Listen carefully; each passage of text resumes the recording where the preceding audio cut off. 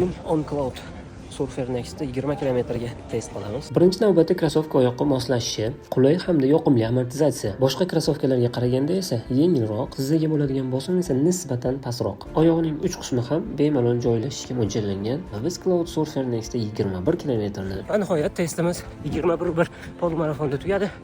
Krossovka haqida taassurotlarimiz.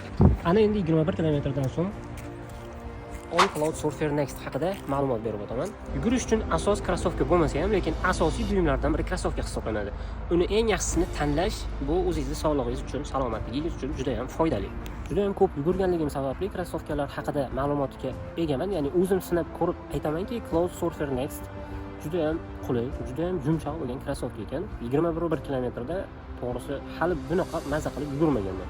Adidasda, Nike'da, boshqa firmalarda oddiy krossovkalarda yugurib ko'rganman. O'zingiz uchun qimmat krossovkada yugurganingiz yaxshiligini ana endi his qilyapman. Chunki oyog'ingiz mazza qilgandan keyin ertangi восстановлениеңiz ham juda ham yengil o'tadi va ertadan keyin yana yugurishga chiqishga ishtiyoqingiz bo'ladi. Bu krossovkaga bo'lsa biz 10 dan 9 ball berdik. Juda ham yaxshi bu natija. Bizni kuzatib boring va har xil mana shu krossovkaga oid bo'lgan testlar yaqinda qo'yib boriladi.